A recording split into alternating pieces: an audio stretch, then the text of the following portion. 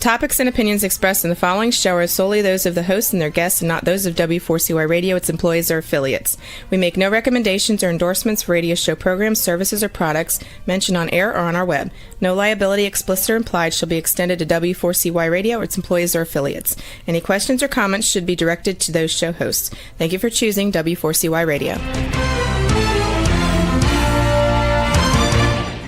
You're listening to the ASQ podcast for a transformational approach to life and leadership, blending soul wisdom with modern insight to create outer impact.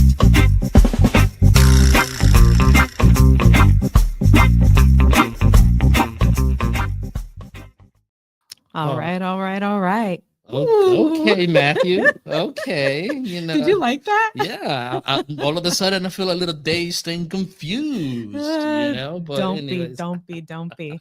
So we're on a roll. Yeah, we're on a roll. I'm excited today. I was a little nervous, and then all of a sudden, it just went away. I'm feeling good. Welcome everyone to the ASQ podcast. Yes. When we focus on a transformational approach to life and leadership. And today we have an amazing guest. Yes, we do. Yeah, I mean, I've known Sean for a long time. Been in a host on his show, but Sean is one of those examples of individuals that we want to highlight here at ASQ. So let's introduce Sean and let's get him in here. All right. So Omar already spoiled it, but our guest today. Our guest today is Sean Boyle. He is the CEO of the Children's Services Council of St. Lucie County. For nearly 3 decades, Sean has dedicated his career to improving the lives of children and families through community collaboration, prevention programs, and strategic leadership. Known for his approachable style and passion for impact, Sean leads with both heart and vision, empowering a stronger, healthier St. Lucie County community. So I had wanted to ask Sean, and so we'll let him chime in to let us know what his things are that he likes to do when he's not CEOing. EDing. All right. Well, we want to welcome now at this time Sean Boyle from CSC. Sean, how are you? Good. I enjoyed the Matthew McConaughey reference and the intro music. Did you like that? That's so exciting when you introduced me as somebody who's for 3 decades. I was like, man, am I that old? I guess I am that old. 3 decades. That means you're 30. Exactly. That's fair. There you go. But I did want to ask, because I didn't get to do this in the intro, is what do you do when you're not CEOing? Yeah. What do you like to do? Okay, so we can do the whole podcast on this. No, you got 2 minutes, not even. Okay, we got plenty of time. I'm the assistant coach of an AAU youth travel team. I only bring that up because we won our tournament this weekend, so I'm excited. All right, congratulations. But on the side, I do music. If any of your listeners want to listen to some music that's made in a bedroom, it's under the artist name of Forlady. Lady's my daughter, Forldy. It's on all major platforms. I always feel, and we'll talk about this later, I'm sure, but I do believe that everybody has the desire to be creative and express their creativity. So I do that. And recently I've kind of gotten into photography, but not like real photography, just like point and shoot photography. Yeah. Awesome. It's interesting. I mean, I'm glad that you brought that up, because one of the things that we talk about in our ASQ is our natural drives and that natural drive to create, right? To innovate. Can you tell us how that drive has enabled you to be a leader, to be a person that leads by values, but is always constantly growing and constantly learning from experiences? Yeah, I mean, I don't know for everybody, but doing routine things all the time gets kind of boring at times, right? I mean, there's security and calmness in routines. I mean, I certainly have my own routines at work, but I think everybody, you got to stretch and grow, right? Both as a leader and your team that you're over, you got to allow them to stretch and grow and to utilize, different ideas and whatever they may have. So, I use creativity. I'll go back to when I started at the Children's Services Council almost 3 decades ago. I'll be honest with you, I was ready to leave after year 2.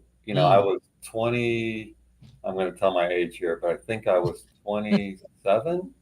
I think Okay. I was 27 at the time when I started. And before then, every 2 years, I'd switch jobs. I got bored. It wasn't a growth pattern for me. I'm still trying to figure out what I was going to do. And I was ready to leave. After 2 years, I was ready to go. And we got a new boss in, Kathy Basile. And within the first, I would say 2-3 weeks of her starting, she sat me down. And the first time I've had a boss ask me that, she's like, "What do you want to do here?" Oh, And I was wow. just like, Okay. "Wait a minute, this is in my control. Like you're actually asking me what I want to do." And I was at that time, this is how old I was, or how long ago it was. At that time, I was like, "We should have a website," because we didn't have websites back then. And I said, "We should have a training calendar. We work with all these nonprofit professionals, but what are we doing to help build their capacity, stretch their imagination, stretch their creativity?" And she just looked at me and said, "Okay, go do it." And I Oh, was wow. like, "Really? That's it?" Like, I was like, "Okay." So then every once in a while, she would just check in and say, "What do you want to do?" And I've never had a boss that asked me that, or even Yeah. cared what I thought or wanted. So Yeah. so Yeah. I didn't leave because I really enjoyed working there, and I try to take that, that lesson learned to the leadership style and with the employees here. Nice. I don't know if I answered your question, Omar, No, but no, that's excellent. I mean, what you're alluding to is that idea that we have individuals in our lives that embody things like that aspect of leadership, continuing, improving, and encouraging their staff to grow. And that's a beautiful thing that you have been able to carry over. So, that's the perfect answer to that. So it's let's, funny. I say the word, I think I might have said the word staff, but that is something that I had a board member who was in HR for a rather large banking institution told me that they don't use the word staff because Mm. staff also has, you think of it like a staph infection. I know it's spelled Mm. differently. And so for the last 10 years or so, we won't allow anybody here to use the word staff. It's always team. Team. Awesome. I love that.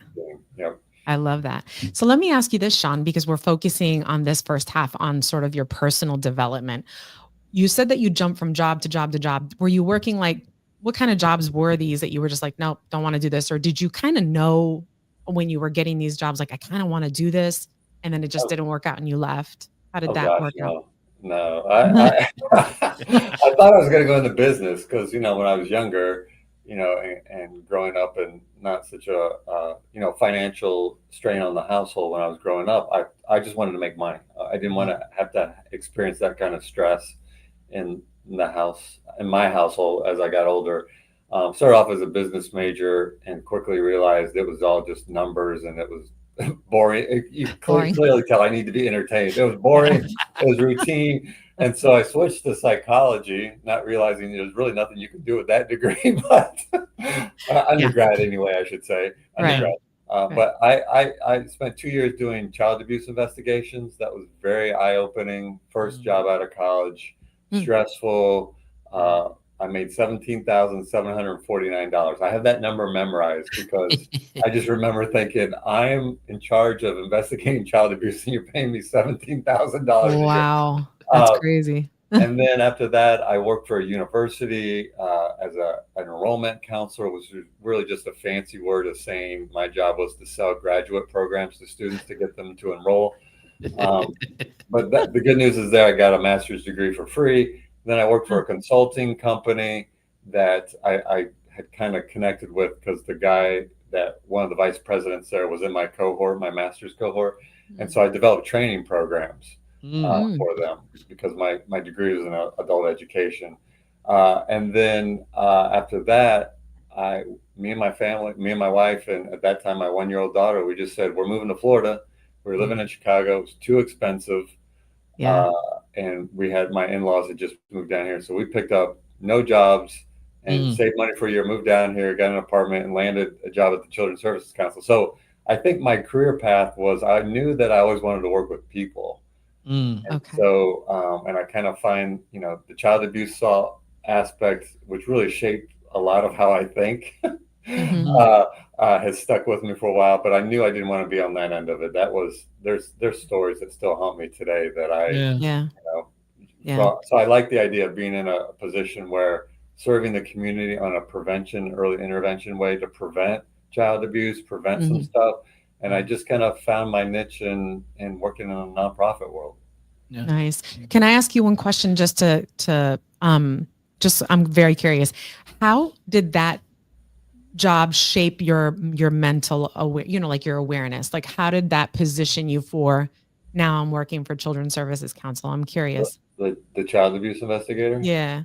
Well, I mean,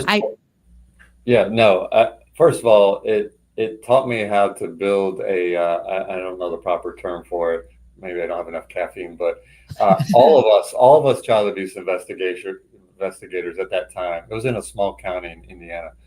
We were all around the same age. When I look back at it, we were all like 22 to 25 years old. And we all bonded together in the shared trauma and stress. Yeah. And you develop defensive coping mechanisms to deal with it. And which is what I learned was, like, your body, your mind gives you the skills to cope with it. Because otherwise, like I said, every Christmas, there's always a story that sticks with me. Every time Christmas comes, there was a mom that couldn't be reunited with her daughter. And I had to have that conversation with her at a visitation at a supermarket in the evening. And I had to tell the mom she couldn't see her daughter on Christmas Day. And it was complicated because the alleged perpetrator and all that stuff. But I just remember thinking, these are really big lessons for a 22-year-old to be learning at that time. Yeah. But other than that, for a while there, I found myself very cynical because it was a small county. And everywhere I went, I saw clients. And I remember thinking, man, everybody abuses and neglects their child in this community. Yeah. but then I also realized, and I also found stories of hope. I remember this father. I tell this story when I talk about our efforts that we do here. He was a single father. He was a great guy. We got called in because his son had whip marks from an extension cord on his behind. But when you talk to the dad genuinely cared for his kids. He wasn't a bad person. He was just parenting the way he was parented. Right. And and the other lesson I learned is, and I kind of learned it even more so even now, is, when you're parenting, you hear your parents come out of your mouth, right? Yeah. Yes. The way you're parented, unless you know anything different. So those are some of the lessons that I took with me. That, and also the perspective of, even in this job, back then when I was a child abuse investigator, I carried a beeper around. That's how old I was. We were paired with police officers. This was sometimes life or death situations. Yeah. But now when, there's a stress here at the job, I'm like, oh man, this isn't stress. This is nothing compared to what we used to have. Yeah. It sort of tempered that reactivity in a way. Yeah. I want to ask you this, right? Because you've done so much in our community. And I know that there's a lot of people that look up to you, number one, for guidance, but also for funding, but also to make the community a better place. So you are someone that is involved in a lot of different things, and you've faced a lot of personal challenges, and you have faced professional challenges. At this point in your life, after doing so much, what drives you? What drives you to continue to excel and build communities that are communities that are, number one, inclusive, number two, that are safe for all types of individuals? What drives you now? Well, personally, I'll tell you what drives me personally, and then personally, I appreciate all those nice words. I don't believe any of them. I have to get better. I have this drive to be, if somebody tells me I'm doing great, I never really absorb that, because I know myself better than anybody. I know what my shortfalls are, and I'm trying to work on those just like everybody else every single day. And I want to be better than I was yesterday. I want to be better than I was an hour ago. So I'm my personal drive, maybe it's competitiveness. I'm also a very competitive person. Yeah. I just want to be better. And I know, we are what we ingest, right? But literally through the food, but also through, what we absorb mentally. Yeah. And so I am always watching, I try to read at least one leadership book a month to get better and to get ideas. I mean, I also recognize that, you can't apply, and I learned this from you, Jesse, when you did your first Brewing Leadership, is, we can all research and identify leadership frameworks, but until you know yourself and how you apply it, it's really for naught. So I'm kind of learning both frameworks and ideas, but also learning myself. And I think the drive for the community is, we've had a lot of success in this community. My wife is a teacher. And anytime I think we're doing great in our community, she just reminds me of stories of her kids. And I'm just like, man, we have so much more work to do. And I think we got to realize that, and this is, that expression, it takes a community or takes a village, that kind of got a little criticized a few years ago. But it's true, man. When you look at all the research that impacts how kids in their trajectory, it's just all what a positive role models they have, adult role models they have. And so when I have the opportunity to speak to a crowd, we can talk about our programs and our numbers and, what all of our programs that we fund achieve, but we really all have it within ourselves to improve the lives of kids by just being engaged. Yep. And that's kind of incredible when you sit back and think about it, right? It's within our control. Yeah. No, absolutely. And you know what? That is a perfect segue for us to go into a little commercial break at the moment. But when we come back, we're going to talk about your philosophies and how do you actually apply that for outcomes and cultures. So let's take a little commercial break and we'll be right back. You're listening to the ASQ podcast, a transformational approach to life and leadership. Too many of us chase clarity but feel scattered. What if your challenge isn't failure, but the threshold before expansion? Each month, we gather live for a transformational webinar where contraction becomes coherence. Register today and receive your Soul GPS journal. Begin your journey within. Scan the QR code or visit asqempowerment.com. At ASQ, we need one platform to do it all. Funnels, emails, forms, and automations. That's why we run our entire ecosystem on Go High Level.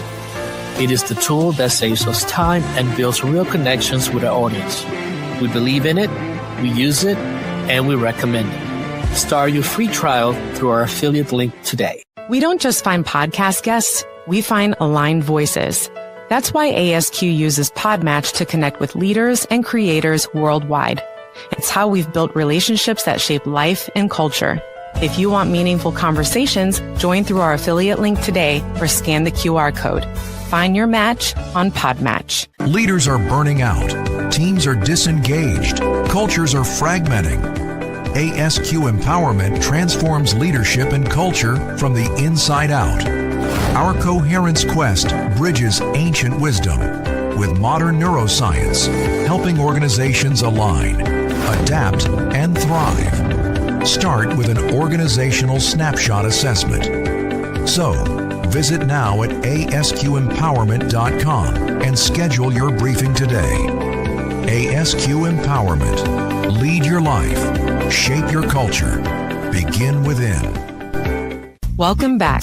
You're listening to the ASQ podcast with Dr. Jesse and Omar Ferreira, a transformational approach to life and leadership. All right. Welcome back. All right, Sean. So let's get into my favorite part, which is the leadership and culture and all that good stuff. And you mentioned a couple of things in the first half of our discussion. You talked about your drive. You talked about, your stretching and growth mentality. And you also talked about competitiveness. How does this show up now for you? Go ahead. No, and something about competitiveness, right? Because again, power and competition always tends to be looked at negatively, right? But can you bring some polarity to that, and how do you use that to motivate your team, and how do you use that to continue to excel? Because that's also key, because we don't want to acknowledge those drives, but being competitive, and what you mentioned is internal competition more than anything else. That's I think that's super important when you bring it to your team and your mission. I think I think that most people, if they encounter me, even in the office, I think my team knows me pretty well. They know I'm competitive. But there's this expression that we mention here. What gets measured gets managed, and so we have developed metrics for all of our operations. There's metrics for our program. There's metrics for fiscal. There's metrics for engagement. And then all of our programs have outcomes, which are basically metrics. And so, we're trying to be better than we were last year, better than we were last quarter, better than we were last month. And so you have to, if you're always coming in at 90% on something and it's year after year, maybe stretch that goal to 95, right? And so it's not, and you're right, Omar. I mean, I almost hesitated to say the word competitive on this podcast because people were like, oh, he's cutthroat or whatever. No, I think that if you've got a goal, you got to reach for something, right? And the way you reach for something is by setting a goal, setting a metric, and driving all your work towards it. I post something for my team. I actually have it here, and my notes for this are actually on the back of it. I post something for my team every week. It's called Win the Week. And so what we did as an organization, and this is probably going back a year or two, we defined all the major domain buckets that each department has to work on, including leadership. And so what I do, just to model it, is every week, I'm just going to hold it up. Every week, I have what I'm trying to do that week in my domains. And my domains are going to the Gemba, meaningful interactions with team members, strategic creative time, because remember I told you creative time is important to me, strategic partner interactions, a sincere thank you and gratitude reflection, one review of a department metric, a council member interaction, and then things that come with the flow like email and all that stuff. And so what I do is I set my targets for the week, and so that when I know when it hits Friday, how does a team member know if they've had a good week if they're not building a roadmap and accomplishing? Right. That's kind of my internal drive, my internal way to reflect and demonstrate it for the team. And they all do it. They don't all have to do it the same way I do it. They all do it in their own way because if they got to own it, right? Right. Now, this is very interesting, right? And I'm glad that you brought that up. In our society, both nonprofits and for-profit businesses, there's a lack of emphasis on that measurement, and what you're measuring is what people call the soft skills, right? Can you explain the benefits for an organization of actually doing what you just described, measuring the soft skills that allows for creativity, that allows for expansion, but it also allows for the betterment of the culture? What are the benefits, and why do people stay away from that? So I told you I read leadership and whatever books. I'm reading this book. I also learned this from social media because you can use social media for good if you have the right logarithm and you got to program it right. I follow this guy named Tim Trisano, and he's just an interesting guy. But he talked about these books by Harvard Business Review, the Emotional Intelligence series. And so I'm reading the book on happiness because my default is not optimism. I try to be, well, that's not my default, but I try to be. And one of the things that it says is, as managers, that to have your employees be happy, they have to see progress. Yes. It's not the end result, it's the progress, and applauding them for the progress, right? So when you have the soft skills of the creative time, I have an hour on my calendar every single day called focus time. Outlook schedules it for you. It's my creative time. I'll be honest with you, sometimes I schedule over it, but in this day and age, the way you become creative, the way you think about and the way you grow is you need quiet time to let your mind go. And I think about even like songwriting, right? When I write, I have this one song. I usually don't do vocals on my songs. This one song I did because it came to me, the idea, when I was trying to fall asleep and my mind was still, and that's when all the ideas come. I don't know if I'm answering your question, Omar. No. This is perfect. Keep going. But I think that if you don't give yourself time to think, right? If we're always just running from task to task to task to task, there's no innovation in that. And so you got to give yourself time to just let your mind wander, even if it's just a half hour a day. And it doesn't even have to be at the workplace. It could be in the shower. It can be when you're trying to fall asleep. It can be wherever. It could be, I know, instead of sitting on your phone when you're waiting in line, just put it down. I find myself, like, Sean, get off of Instagram. Just be in the moment. Even if you're just waiting at the airport, take everything in. You never know what's going to inspire you. Right. I mean, and also at the airport, that's the best time to people watch. Okay. That was a side note. Side note. So really quick, I'm just curious, when you're modeling this as a leader for your team, right?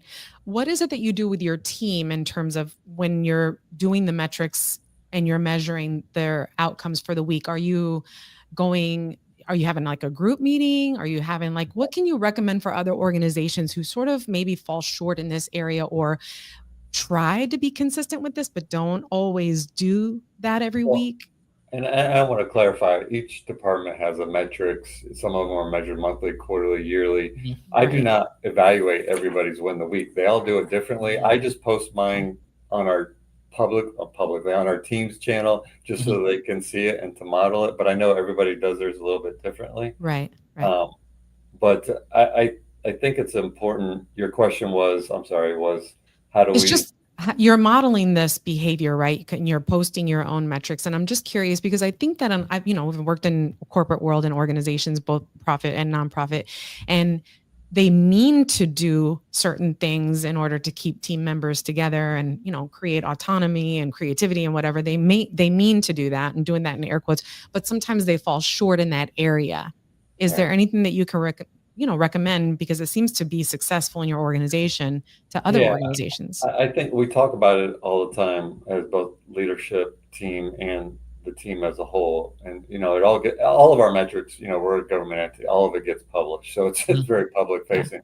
But I think also a thing that I've recognized is, and try to do is show vulnerability. Because there's some weeks where I crush it. And there's some weeks, man, where I'm just like, it's a rough week. I'm just gonna, and I'll let my team know. I'll be like, hey, you may see on my win the week, I've got a lot of repetitive stuff. Last week wasn't a good week. And I'll go into why sometimes, because I think vulnerability is important, both just for the humanity of it. And that's the other thing, by the way, you mentioned, and I know we only got a couple of minutes left, but I want to say this.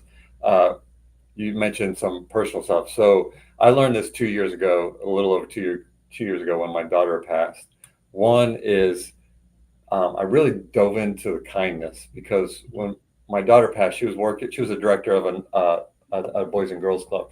And at her service, a lot of people came up and told stories that I didn't know anything about. And it just not reminded me, it showed me how kind she was as a leader, as a director. And I remember thinking, I want to be like my daughter. Like I need to be, not that I wasn't kind, but I want to use that. And, the more research you go into it, kindness is actually a strength in leadership. Yes. The rough, the angry Bobby Knight coach, that has its place, but that is not good leadership. No. Clear is kind is the expression I use a lot. And the other fact is humanity. And this is something we go through our lives. I've known you guys for a while.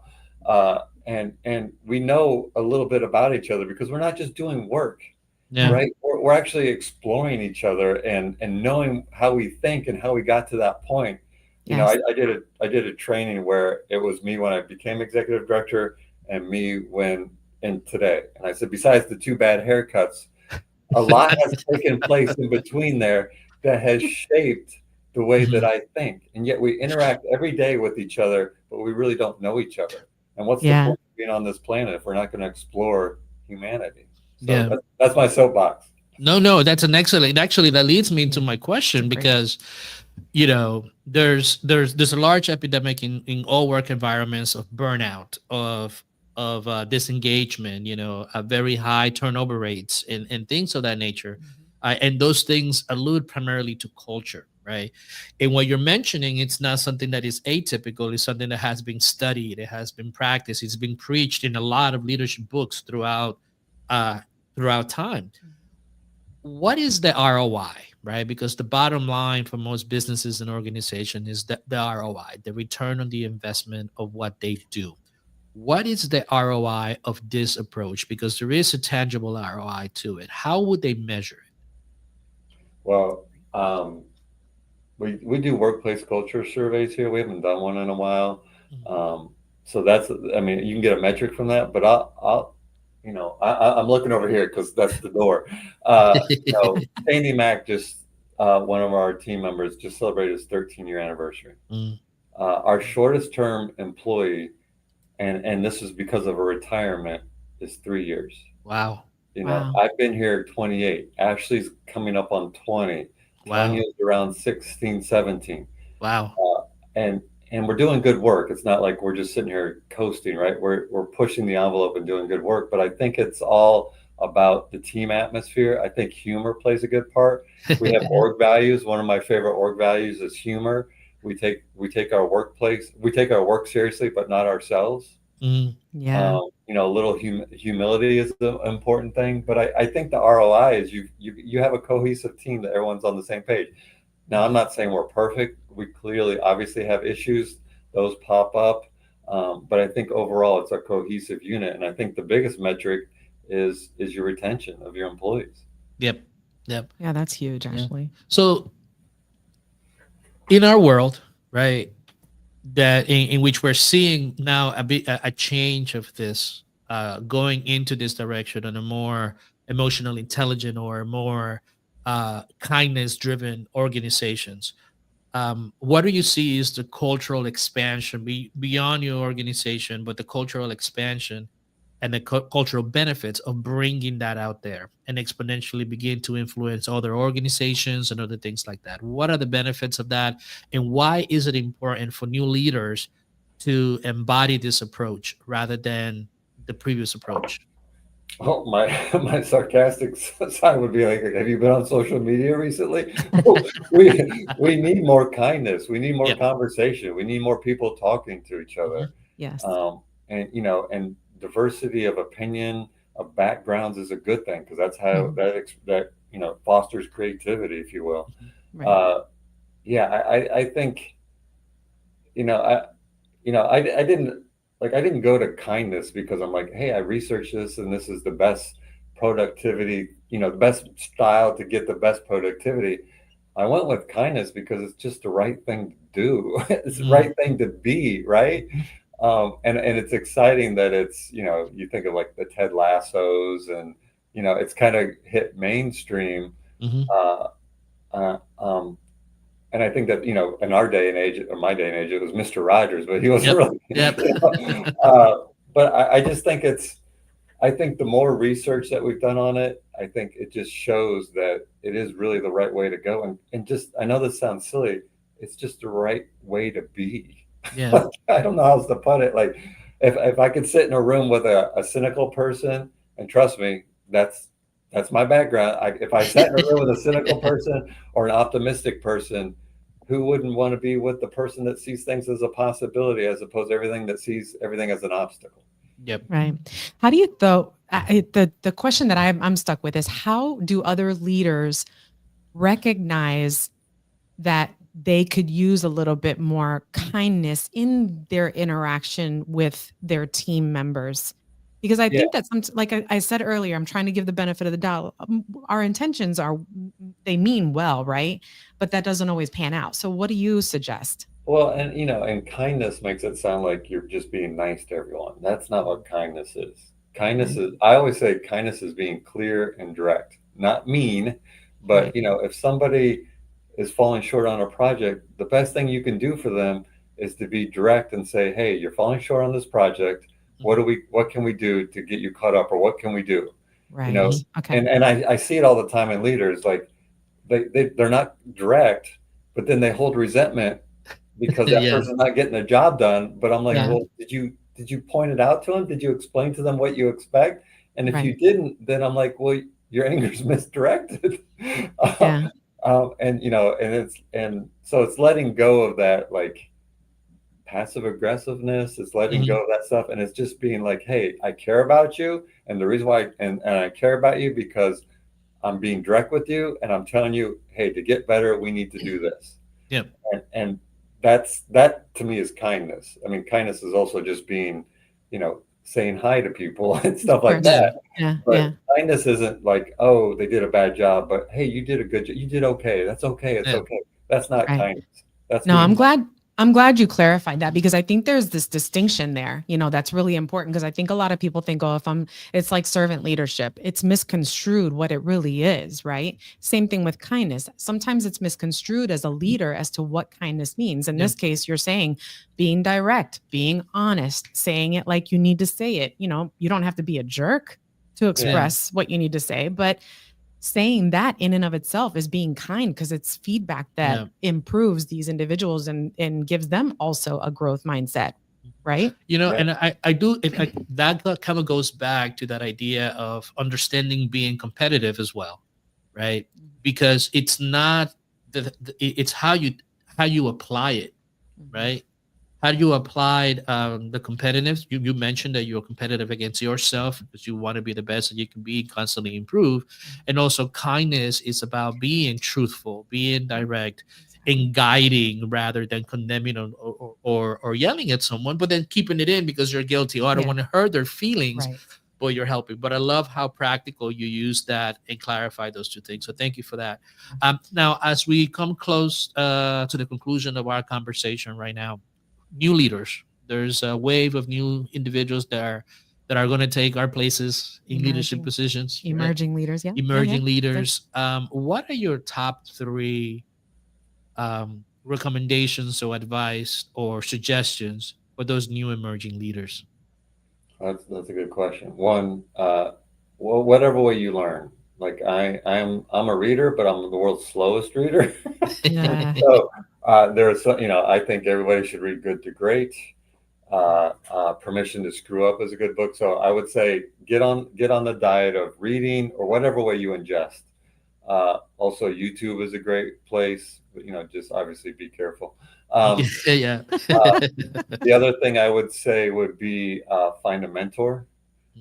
Somebody that, it doesn't have to be somebody that you're good friends with, just somebody that you respect and have dialogue with them. And then the other thing is, and, especially for new directors, new leaders, is we at our Children's Services Council, we partner with the Community Foundation. We do a leadership series. It's a 5-week course called Masterclass in Leadership. And I always tell the group afterwards, I'm like, stay in touch and meet with each other. Sit down with other growing leaders and talk about what you're struggling with in a cone of silence, of course, because you never know where you're going to get that good idea from. And plus, it also is just a gentle reminder that you're not on an island by yourself. Yeah. Nice. Yeah. Love that. Love it. Yeah. Love it. Yeah. And finally, can you tell our audience a little bit about children? I can't let you go without telling us a little bit about Children's Services Council, right? I almost forgot about that. and tell us about, don't test me right now because it's too early for me to get tested on the 5 things. Oh, sure. So just if you live in St. Lucie County, the Children's Services Council, we're an independent district that whose mission is to improve the quality of life for all children. And we fund children's programs. We partner with nonprofits to fund impactful children's programs. Currently fund 52 programs that reached over 60,000 children in 5 categories. This is what Omar's related to. I always joked, I think I get a nickel every time I say this. 1, making sure every baby's a healthy baby. 2, stopping child abuse before it happens. 3, keeping kids off the streets. 4, keeping them in school. And 5, keeping them off drugs, alcohol, and other risk behaviors. And we make sure that these programs are truly available to all families in St. Lucie County.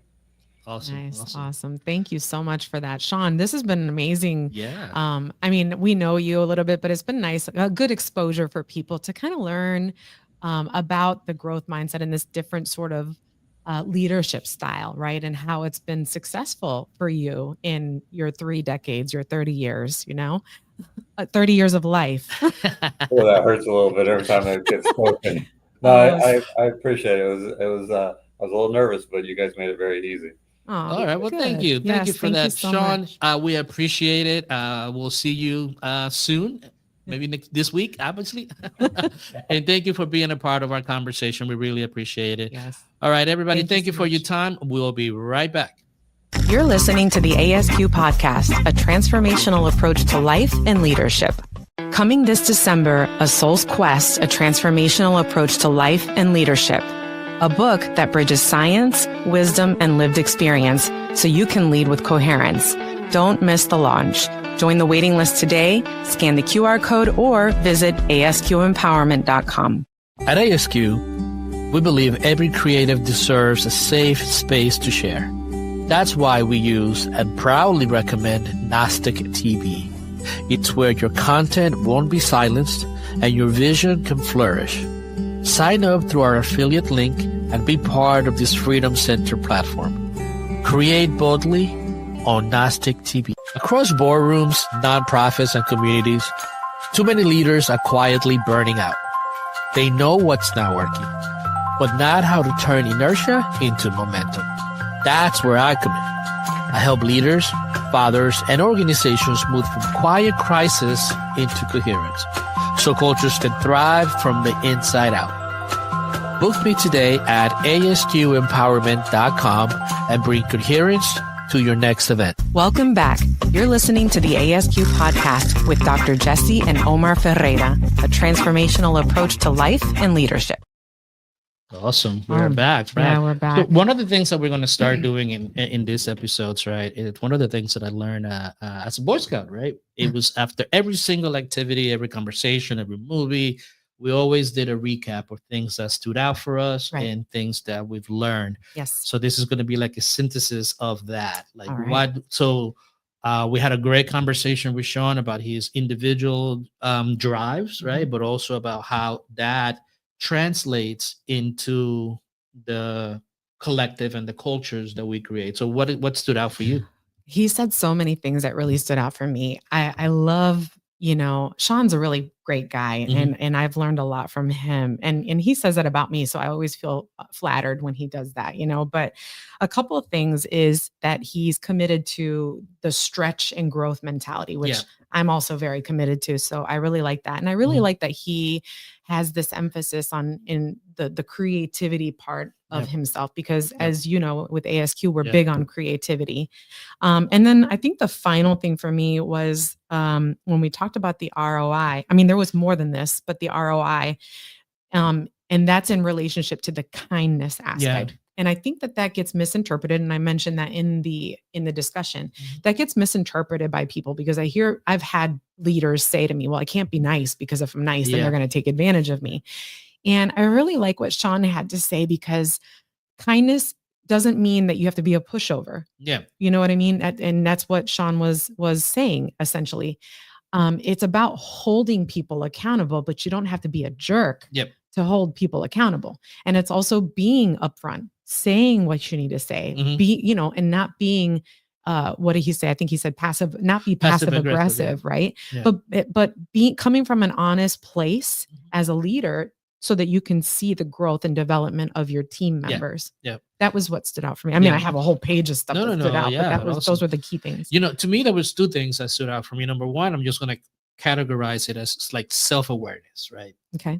Understanding that he's competitive, right?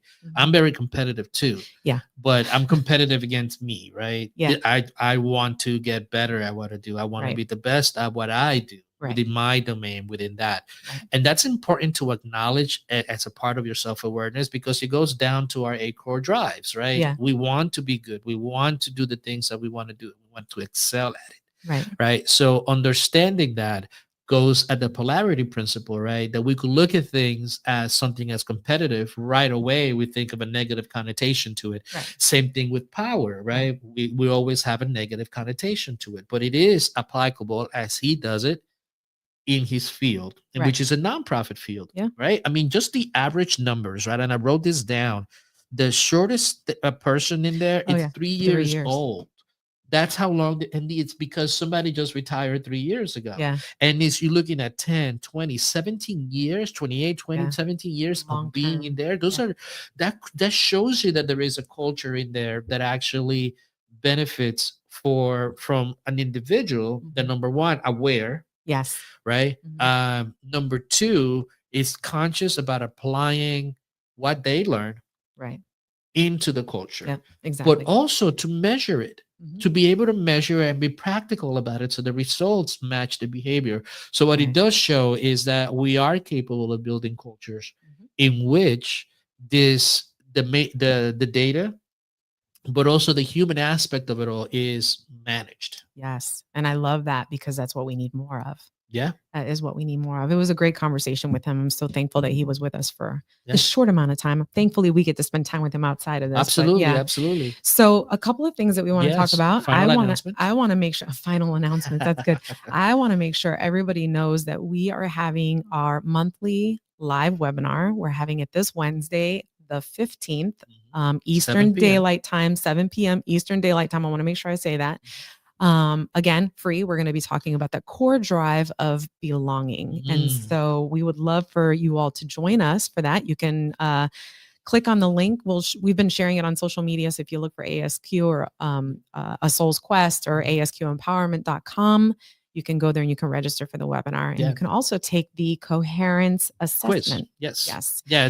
So GPS assessment, which is on the website. But also, if you are following us on YouTube or Facebook or TikTok, you will actually be able to access the webinar live. So true. you are more than welcome to go into any of those channels and find us there. And we'll be actually doing this live streaming. Yes. And so those are the big announcements for us right now. Awesome. Well, thank you so much, everybody. And remember to lead your life,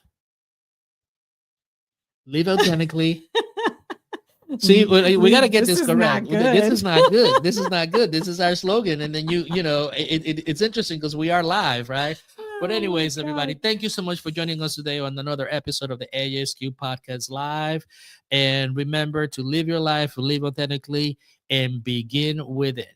Have a great, great rest of your day. Thank you for listening to the ASQ podcast. Remember to lead your life, shape your culture, begin within. Visit us at asqempowerment.com and join the movement.